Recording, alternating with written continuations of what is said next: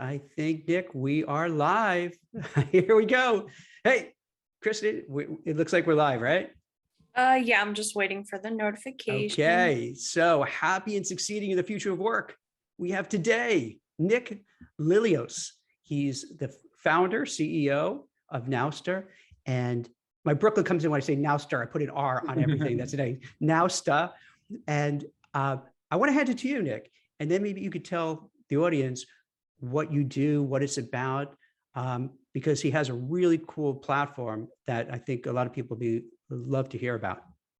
Yeah, awesome. Thanks for having me, Jack. I'm super excited to be here today. I'm excited to talk about the future of work and to tell you and your audience more about what we do. So at a high level, Nausta is building an operating system for hourly, gig, and flex workforces. And what we're really oriented around is building a better and more empowering experience for hourly, gig, and flex workers. As we know, over the last few years, there's been a massive rise in the flex workforce, so the number of workers working flex or gig style jobs. But employers are struggling to both manage these workers and find these workers in a quick and efficient manner. And what we do is offer a platform that helps employers transform a stagnant workforce into this dynamic, on-demand, flex-based workforce that lets them tap into a bench or pool of labor that they can access to fill just-in-time shifts. They can also use our platform to schedule, track, and pay all of their workers. And lastly, they can use our platform to integrate with their other HR tools to ensure a really seamless experience, not just for the employees that they hire directly themselves, but for their contingent labor or their 1099 labor. And so we've been working with companies across the industry spectrum, from hospitality companies to warehouses and distribution companies to guest services companies, janitorial companies, things like that. And we've seen tremendous growth over the last year and a half. We just closed a $41 million Series B that we're incredibly excited about, and are really just excited to tell the world about flex work and what it can mean for the workforce today. That's great. And if I understand correctly, too, what you do is somewhat unique in that you have just-in-time hiring. So if I recall, when we were writing about for Forbes about this, is that, let's say you're, I don't know, in Nashville, you have a lot of bars and restaurants, and for whatever reason, you don't have enough staff, bartenders, waiters, but there's a place, a couple of, doors down where they're overflowing, they have too much capacity. So your software can pick up those folks and say, hey, wait a minute, you have extra people there who aren't getting paid because they don't need them, kind of come over here and get paid. Yeah, and yeah, work, exactly. right? Yep. Which is wild. That's that's like a very unique concept, right? I don't think a lot of people do that, do they? No, it's a very unique concept. We kind of call it like a collective labor pool that you can tap into. So you're exactly right. So let's say you're a restaurant, you're creating your schedule on Nausta, and our system detects that you're short staffed, so you need 3 extra bartenders. What do you normally do? Well, you might call up a staffing company and ask, do you have 3 extra bartenders? You might, if you have enough time, post a job ad on Indeed. You might be texting old workers saying, hey, I know we haven't worked together, but can you come in? It's a really difficult, complex, and arduous process, and no one really likes it. What we do is our system can actually detect that you're short 3 bartenders. And what we'll say is, hey, we'll connect you with 3 bartenders that are already working at one of our partners in our marketplace. So it could be a restaurant with extra staff down the street, or it could be a catering company, or it could be a staffing company. But we'll connect you to those people, and we'll say, hey, these people are ready to go. They're available. They have the right skill sets. They have the right training. They have the right quality that you're looking for. And we'll place them in your shift for you automatically. So you don't need to talk to anyone. You don't need to call a staffing agency. We'll get those people over to work. We'll tell them all the information about the job. We'll help you track them. And then we'll make sure that they get paid really quickly for the work that they did. And so we take this process that often is a massive headache for managers and for owners and just more generally employers, and we make it as simple as clicking a button on Uber to request a ride, all while helping you run your operations and making sure that all the data is getting to the right places for payroll and those types of things. Makes so much sense, Nick, because anecdotally, I'm sure you've gone through this and people watching this have gone through this. You go to a restaurant and you sit down and then you're looking around, where's my waiter, waitress? What's going on here? Time goes on, they come, they seem harried, they seem rushed, they seem frazzled. And you're at the beginning, when I started noticing this, let's say 9 months ago, pandemic time, it's hard to remember exactly when these things happen. I was like, what's up? This is weird. And then you look around and you say, wait, there's only like three, wait staff to serve all these people. What's going on here? Yeah. And then it becomes a very unpleasant, experience, because now you're waiting half an hour, 40 minutes to get your food. And then you realize there's not enough cooks or chefs in the back there. So the food isn't that great. And so it seems like what you could do is if that situation arises, you could tap in through the software and say, hey, we're losing, some people are walking out, the tips are not existing because, customers are ticked off. Mm-hmm. Get immediately. You don't have to post a job on Indeed, like you say, you don't have to start interviewing people. You could just, through your software, tap into people who have some bandwidth and just pop over and help out. Is that kind of what happened? Yeah, that's exactly right. So, the intuitiveness of our platform and kind of this embedded marketplace is that there are lots of workers that are working, more full-time shifts, but they would definitely pick up extra work, on the side. Problem is that it's not easy to apply for that extra work. So if I'm a really great chef at a restaurant, I might want to work, 5 or 10 hours more a week, but I don't want to go on Indeed, and I don't want to have to apply for a job. I don't want to have to go through an interview process, et cetera. But I would, if a job was, offered to me, if I can just click a button to accept it without having to go through that interview process, I would definitely do that. And that's the level of simplicity that we bring to this embedded marketplace within this flex workforce management system that we've created.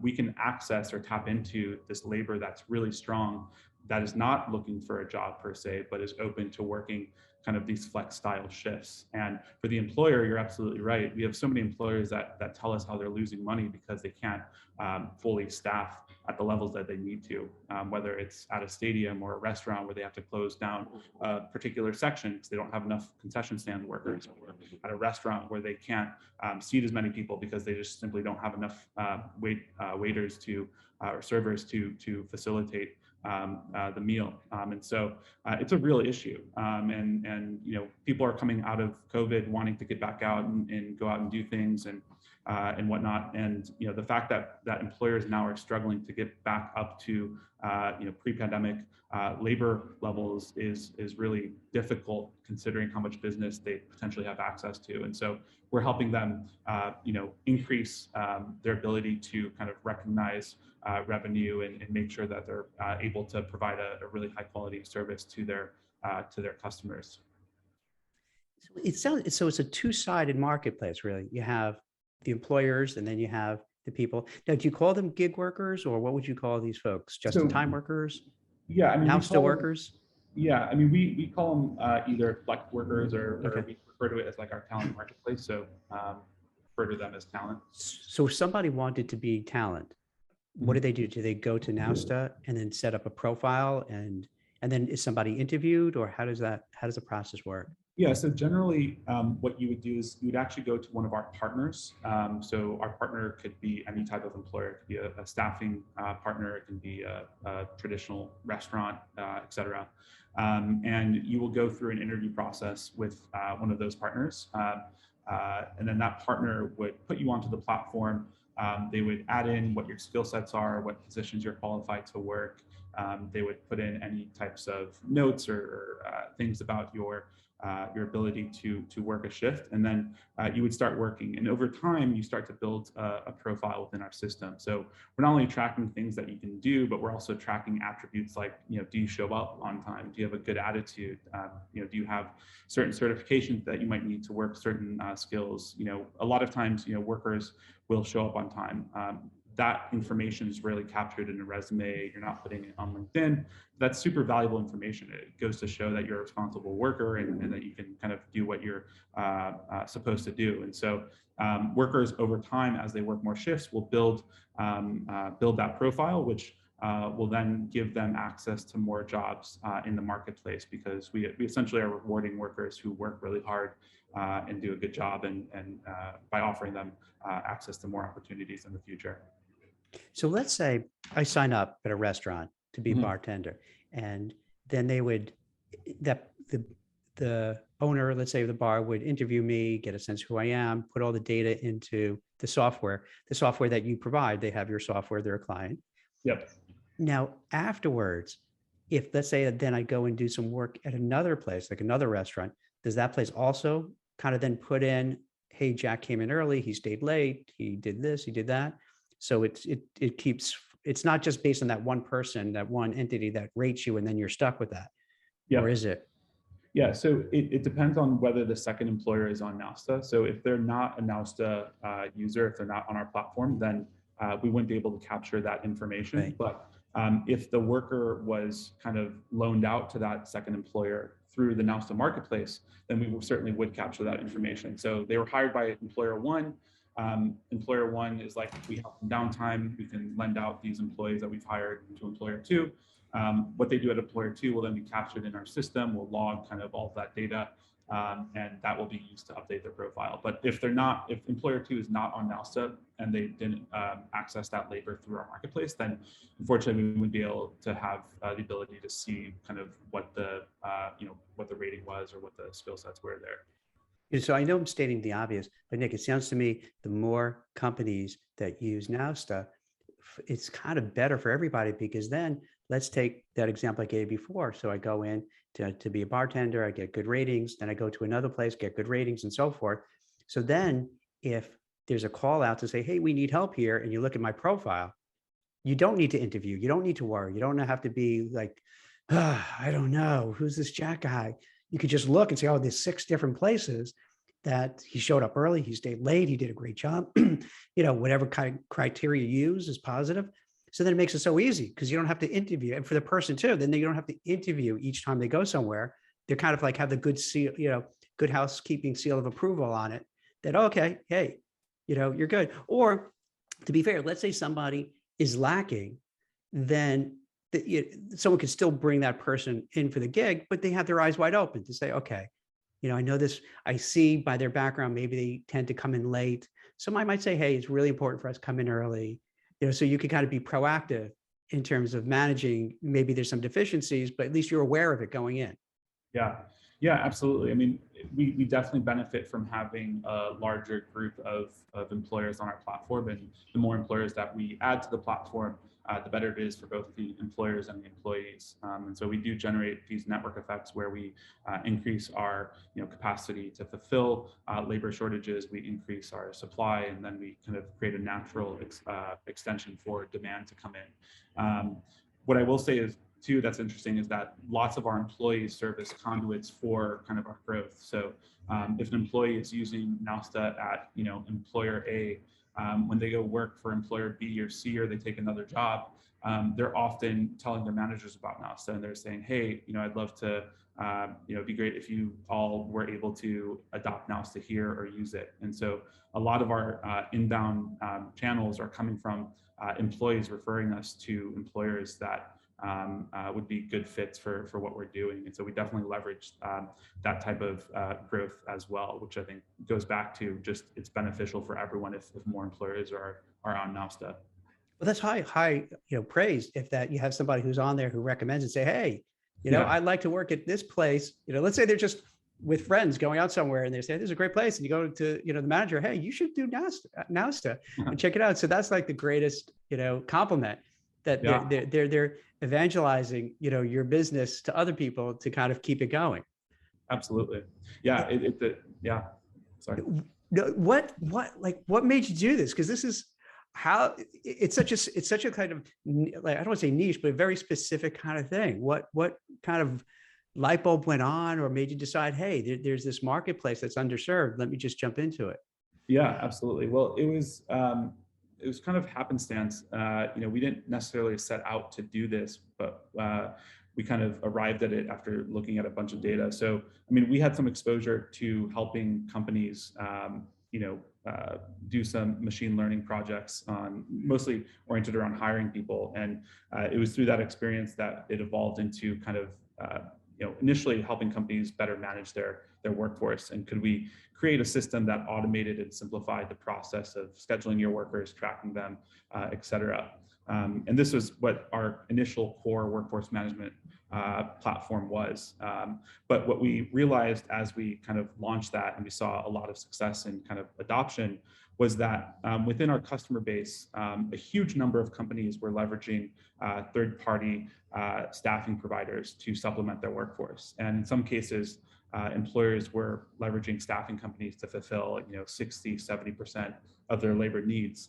And this was something that we weren't aware of when we first started the company. We weren't aware of how just dependent companies were on staffing providers. And so we started asking ourselves, can we connect our customers to other staffing providers? And one of the things that we realized was that we actually had a lot of staffing companies on our platform leveraging our system to transform their own company into this on-demand kind of staffing or labor marketplace. So we said, if we have two companies both on Nausta, instead of having them email each other to figure out if they can share employees, what if we were just to connect them through our platform? And what if we were able to do this all in real time? So I could literally see that I'm short 5 workers, and then I can plug into my staffing partner and see, oh, they have 5 workers for me. And instead of having to send an email and wait a few days and wonder who I'm going to get, I can just see immediately who's available, and I can book them right there. And then we kind of took that a step back and realized in our network of labor, we had hundreds of thousands of workers on our platform. We realized that on any given day or on any given hour, some percentage of those people are available to work. They're not working, but they're available and they probably want to work. So we were like, what if we tapped into that available workforce of people who are actively being used throughout the month by the employer to fill shifts, but they're not working 100 hours a week. They're not even always working 40 hours a week. They're maybe working 20 hours a week. And so we just said, what if we were to connect companies who needed staff with companies who had staff? And that's essentially how the marketplace came to be. We just realized that we had lots of staffing partners and other just more traditional employers that had excess supply of labor. And there was a big demand for labor by other employers. And we were just like, let's connect them. And that was essentially the genesis for what we did. And we think it's been pretty transformational, and it kind of changes the way you think about your own workforce and about your kind of this collective pool of labor that you can tap into that's often latent and inaccessible, but now we're kind of making it accessible to everyone. It's interesting. I would have thought you might get resistance from staffing agencies because they take a cut when someone is working, and they say, wait, if I'm doing that, or I guess you just kind of work some relationship out where, okay, maybe they didn't have this client, but now if they join Nausta, they have an extra client. So even if they have to kind of give a little bit on their commission or whatever they charge, it's worth it because now instead of having to kind of keep finding new clients and finding new people, they tap into this network effect. So it helps them out. Is that how? Yeah. Yeah, absolutely. So, with staffing partners, one, we're not really disrupting their own business model, so they can continue to charge the margins that they need to charge. So that's essentially between the staffing partner and the customer.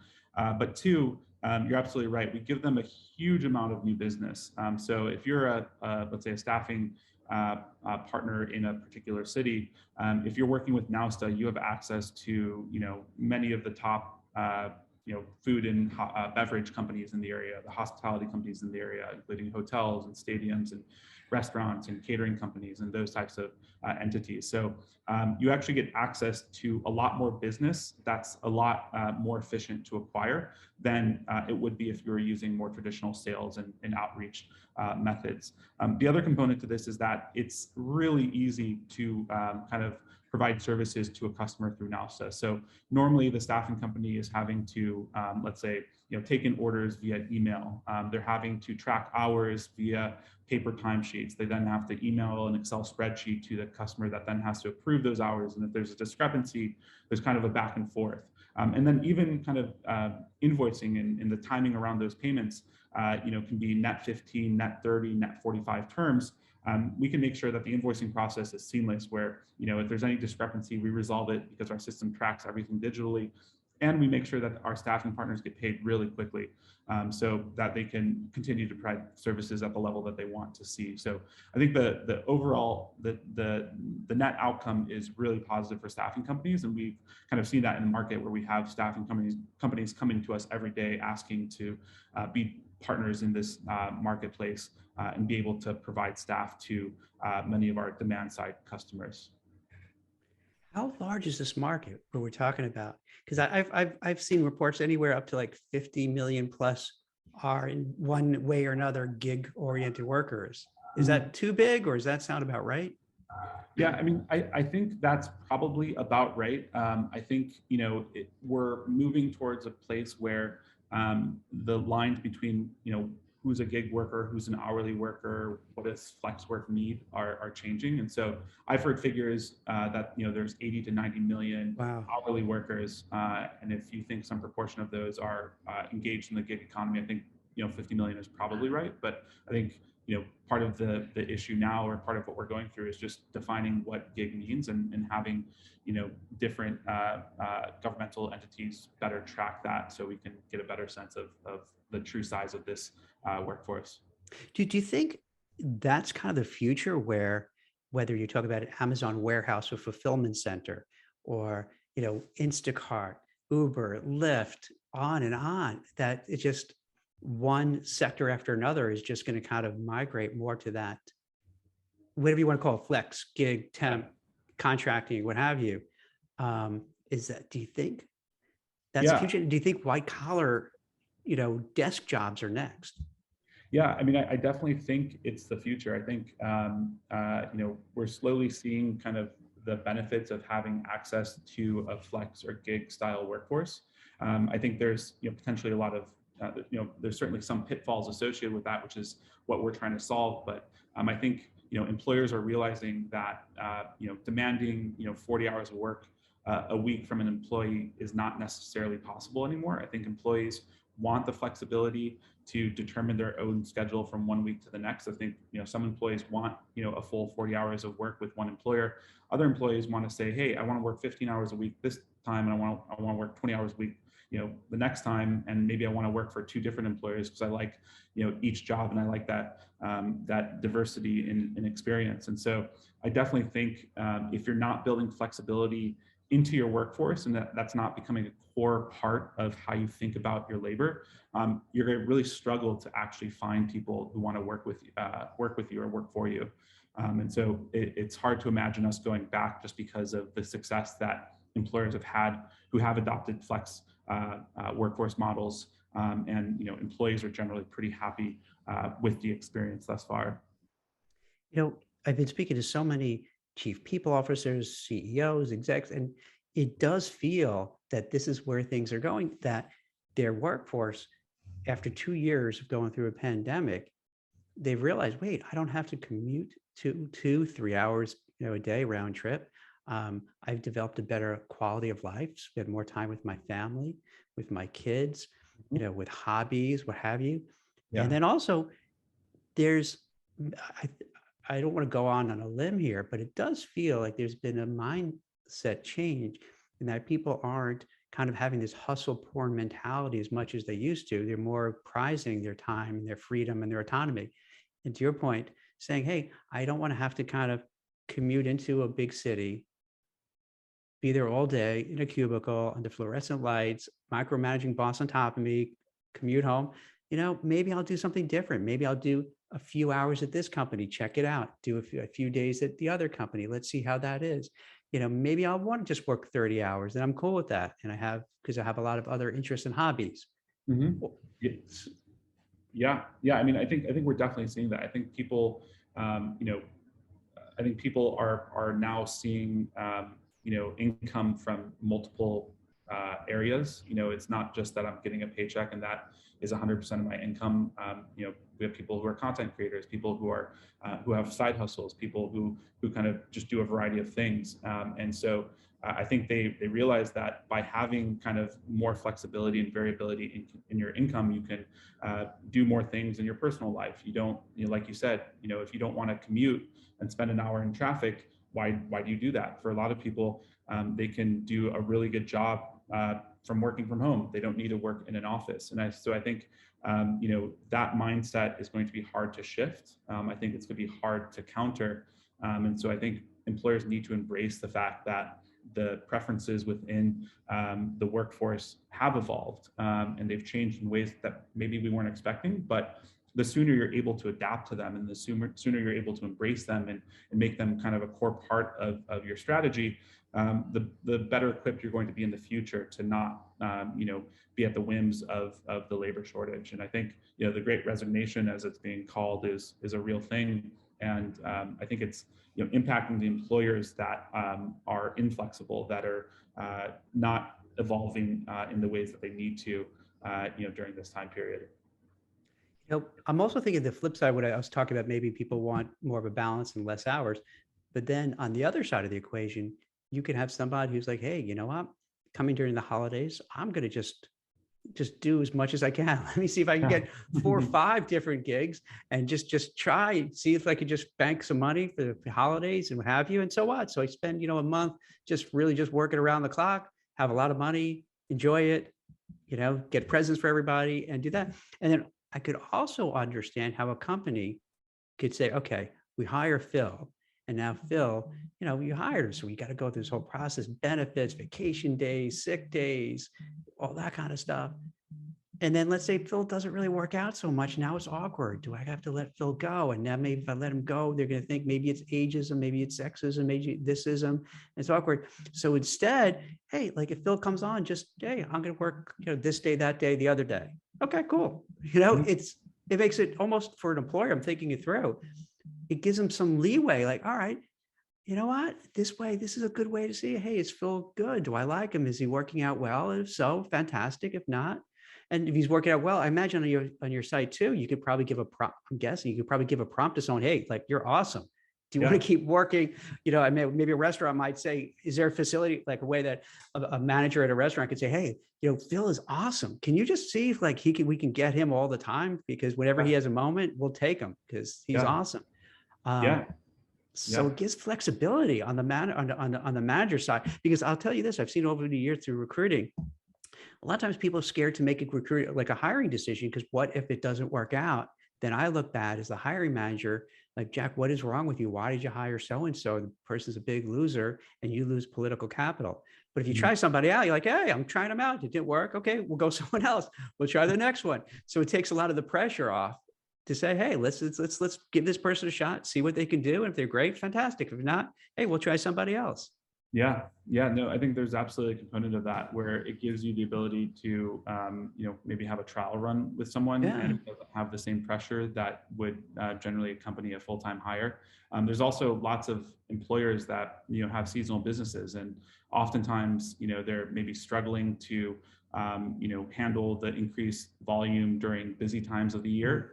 And when they should be, hiring someone they were deterred to in the past, because they're like, well, I don't need a full-time person because I'm not going to have, this level of business in the future. I would love a part-time person, but it's really hard to bring that person in. Now they have more of that capacity because, they can flex their workforce up and down based on kind of the seasonality in their business without, necessarily having to engage fully with that employee. So I think employers like the ability to figure out what their staffing levels and staffing needs are, and flex that up and down. And that's where we kind of come in automating that, because for an employer to know that in real time, and for an employer to be able to manage all of that, it's actually a relatively complex process. It's hard to manage 10 people that are each working 5 hours versus 2 people that are working 25 hours, and then to scale that up and down on a weekly basis, or even just like a monthly basis. And that's why I was thinking, how do you do that? Because to me, it seems like such a night. It's like keeping track of all that. Totally. You have to be very analytical, I imagine, to do that and keep Absolutely. Keep track of everything. Yeah, that's exactly where we come in. We want to essentially automate the logistics of managing a large workforce and being able to flex that workforce up and down, so that you don't have to, be running computations yourself or trying to figure out, okay, I need 8 people today, but 7 people tomorrow and 10 people the next day, and I need to account for attrition, and I need to know who's going to be late and who's going to have a no call no show, and who's on my backup list and who can I reach out to if something doesn't go right. All of that is operationalized in our system and automated so that you can just say, hey, these are my preferences. This is what my schedule is. This is what I think kind of volume needs are. And our system can handle the rest, from being able to help you select the right workers, to giving you algorithms that can tell you who to request and not to request, to making sure you have a backup list capable of filling in if you're short-staffed or someone who is supposed to show up doesn't show up. So that's why our platform, I think, is so relevant, because moving to a flex workforce is not necessarily easy. And there's a reason why a lot of employers have resisted it, is because it's more work. They don't want to have to hire another person just to manage the flex workforce. And so that's where we come in, where we're saying, we know you're not a technology company, and that the technology to manage this doesn't really exist. We're going to give you that technology so that you can implement this in a really effective and scalable way, without incurring any of the costs or headaches that are normally associated with this model of work. Do you have this option on the platform now, maybe thinking about it, to go back to the white collar type of desk worker? Mm-hmm. There's a lot of times where companies won't hire because maybe there's a gap in employment. And there's a little bias about that, this person has been working for a certain amount of time. Is something wrong with this person? Mm-hmm. But if you have the opportunity to say, okay, you know what, maybe we're not hiring this person as a full-time permanent role right away. We can give that person a shot and say, okay, hey, let's see what you can do. Come on as a contractor, temp, flex worker, what have you, see how it goes. And then multiply that out. I see this with young people now when they graduate for college. They spend all this money on tuition, and then they go, and the trend is, okay, you don't have experience. And if you look on LinkedIn and other places, when they say, search for entry level, you'll see 2-3 years experience needed. So then they say, okay, maybe get an internship. Now that's fine. If you come from a family has some wealth, then you could afford, they could underwrite your apartment, and now you're not getting paid. But wouldn't that be better if the company could say, hey, okay, let's just try you out. Let's see. You come in as a gig worker, as a contract worker. If it works, great. Hey, maybe we'll hire you for full time. Or maybe Jack might decide, you know what, I kind of like doing this as a gig. Maybe there's another white collar kind of job I'll do somewhere else. And then maybe I could feel out which is the best fit for me. Yeah. Is that on your platform, or is that an option? Or yeah, so I definitely think, so that functionality does exist on our platform. So you can choose to leverage someone on a temporary basis, or you can try them out, as you're kind of alluding to. But one thing I did want to mention is that so you have this idea that when you see a resume, it just kind of lists your experience. It might list some successes or tasks or responsibilities that you had. But in our minds and how we approach it, resumes don't really give you the real information that you want to know. They serve as a proxy for the quality of the worker and whether they'll do a good job in the future. But there's these informational asymmetries that exist between kind of the supply side and demand side, which is why we need to engage in the process of interviewing.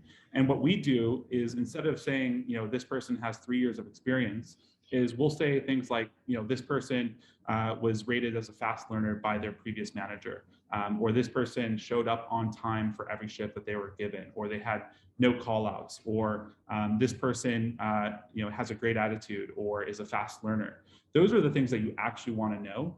And experience as a proxy is not really necessarily a good reflection of whether you have those attributes or not. And so we're trying to kind of help employers make decisions using more relevant and more salient data than just relying on this kind of old proxy of quality, which is experience. And we found that we're able to make better placements and matches between employers and employees by leveraging this information than just by going off of some archaic attribute of needs to have 2 years of experience, even though that doesn't mean that they'll be good at the job or they'll be able to do what is required. It's so smart. I can tell you from firsthand experience, if somebody is kind of charismatic, and charming, and they're not really great at their job, but that person could probably get a job quicker and get paid better than someone who actually has all the qualities but doesn't know how to sell him or herself.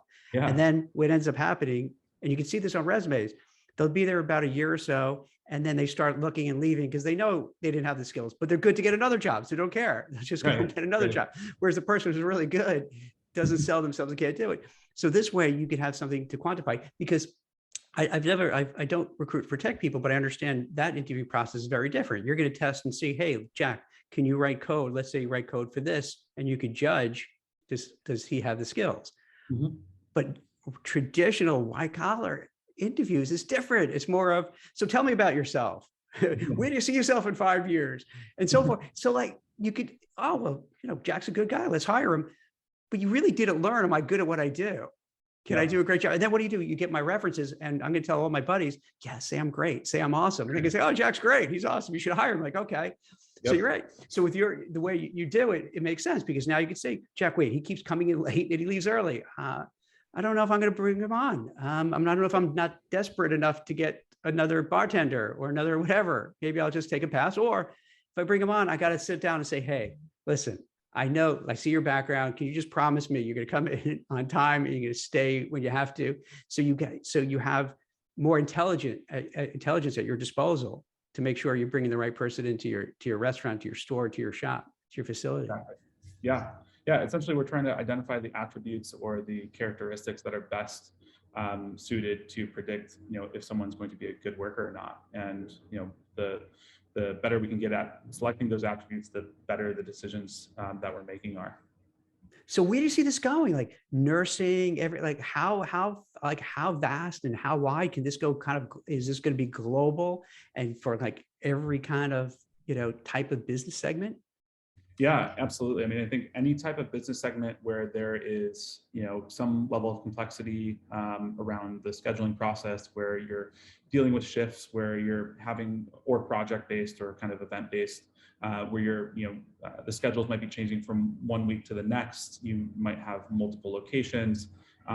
Any industry that has some component of that, I think will be applicable for our platform. And I really do think in 5 or 10 years, we're going to be looking at this time period as kind of the start of the flex workforce period and kind of this evolution in how we work. And it's hard to imagine how we would go back, because I think there's just so many advantages to adopting this that it's kind of a train that is going to be hard to stop. Yeah, more think about it. Like for nurses, we've seen that over the last year, a lot of them leaving. Because I've just got a little bit of cold. A lot of them leaving. But then they take the shift work and they make way more money as traveling nurses. So you can see in each industry, it's ripe for having a way to kind of make it better for both sides of the equation. So then hospitals could feel, okay, maybe we can't get the full-time permanent nurses. Maybe they prefer that, but if we can't, hey, then we could kind of pick up people who are going to do it on per diem basis, on an hourly basis, and at least we have coverage and we can take care of our patients. Yeah. I mean, in nursing, you're seeing it. You're seeing a massive rise in traveling nurses and kind of nursing marketplaces where they can tap into this extra labor. And I think you are right. A lot of nurses want that flexibility. They are able to get paid much better than they normally are if they're working full time. And the hospitals are looking at it, from the perspective of this helps them flex up or flex down depending on what the volume is. I do think there's a conversation about wages more generally, and the fact that permanent nurses or full-time nurses are maybe not getting the wages that they're looking for. But there's also a conversation to be had around how employers conceptualize of the cost of an employee and kind of how they think about labor spend. And so there's just a lot of changing dynamics at play, but there's definitely I think something here that we need to tap into and learn more about and try to facilitate, because it seems to be working in a lot of areas. Yeah, I just thought of another. This is just something random because I could see how many niches could be filled. So yeah. I'm senior contributor Forbes, but I have a day job. I run a search firm and all that.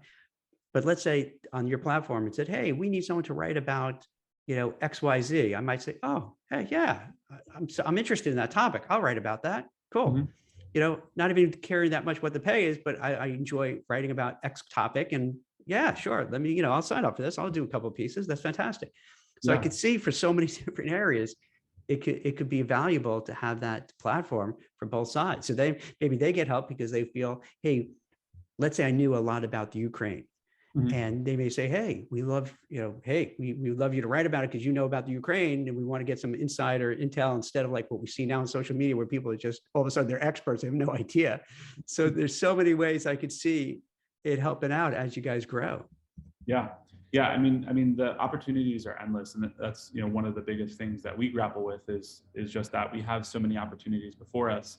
It's knowing how to prioritize them and to know what to focus on, because one of the big kind of pitfalls that startups face is trying to do too many things at once, and not being great at any one of those things. And so for us, it's really been important to know where to focus and make sure we're working on the right things at that right time, so we don't run into kind of issues of overextending ourselves. But I think you're hitting on something, which is there's so many applications for what we're doing. There's just endless opportunity. So before we go, I have this is not a fair question to ask because I don't know if there really is an answer to this, but I think tomorrow, no, Friday, I'm wishing the week away already. So I think Friday is the jobs report. Mm-hmm. And I constantly wonder, and I've been writing about it for the last 3 years. I'm always so sus about the numbers. Do you feel, let's say we're talking about 50 million people who are gig, temp, flex, however you want to call it. Are they really captured when they have the employment data? Because that makes a big difference if they really get lost, because old school, they're used to, go somewhere at 9 a.m. till 5 o'clock, you have that ADP paycheck to look at. Whereas now, if they have to look at Nausta and all sorts of other platforms, do they fall off the map? And the reason I bring it up, because that's make a big difference in how well we're doing as a country. So like, if they're not really counting people, let's say on your platform and others like that, it makes it seem worse. Mm-hmm. But meanwhile, they are working, but they're working the way they want to work. Yeah. I mean, I think that's a valid concern. I'm sure there's many smart people that are working on the jobs report, economists and statisticians. So I'm sure they're trying to find ways to better capture what's happening. But I think there's just probably a lot of struggles that they're facing around are they actually capturing the full totality of the market, and the level of participation from people in this new labor environment. And I think in many cases there's a certain level of informality to this work that is hard to capture, and it's likely that they're probably missing some things. I'm sure they have methods to compute or infer kind of what that level might be, but I think it's something that we should have a conversation about and really think through to make sure we are kind of capturing these trends and understanding the full scope of these changes that we're seeing. Yeah, because think about this, we're all talking about inflation and how it's about 6-7% where it is now. And maybe in part, some of it, maybe a small amount could be you have millions of people working these gigs that they're not accounted for you, and they're wondering why. And that could be part of the inflation because they are working and they are making money and they are spending money. Yeah, they're not really accounted for. So it's a kind of a disconnect of reality because this is kind of a new, fast-growing sector, and the government is usually not faulty. It's just government's big and bureaucratic, so it's hard for them to capture these kind of new things that are developing fast time and figure out how do we get our arms around it. Yeah. I mean, I think you kind of hit the nail on the head, though. Is we're kind of in the first inning of this new future of work phase, and I think the government is probably looking at a bunch of different ways to better quantify level of participation, but I still think it's early. I think it's these things take time to develop techniques and methods to fully capture and elucidate. And so yeah, I mean, in the short term, we might be not getting the most accurate data, and that could be painting a story that isn't quite accurate. But as we get more information about the nature of this work and the characteristics of the work and how to capture that, I think we should hopefully see improvement in our reporting structures. This is great. I really appreciate you taking the time and walking through. For people who want to get in touch with you or your company, what's the best way for them to find out?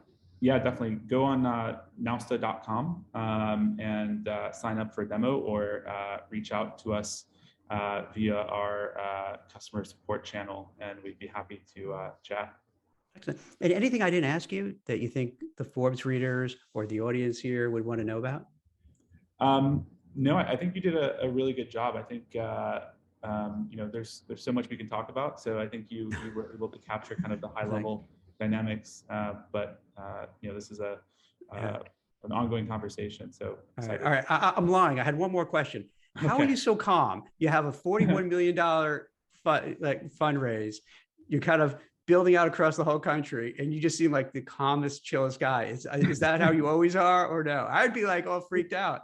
Yeah, no, I think I'm relatively calm. I can't say that I do anything intentionally. I think it's just who I am. But I think it's, when you're in this job, I've seen a lot of stuff, and I think part of your success, becomes in kind of removing the emotion from your decision making and trying to stay calm and kind of focused on the facts and evidence. So I've been able to, I think, do that well in my career and learned how to do that. So I think that's maybe what you're seeing, but I don't want to, part of this is just who I am. So I can't take full credit for it.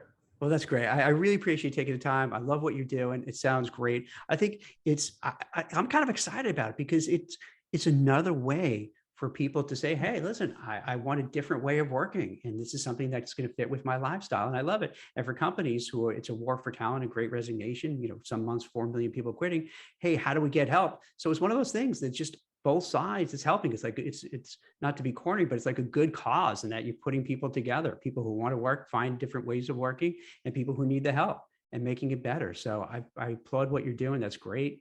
And what we'll do is, if it's cool with you, we'll keep in touch. And as you kind of get more states and going international, keep me posted. We'll have you on, and you can keep telling about all the cool stuff you're doing and all the other money that you're raising to kind of build this up and make it awesome.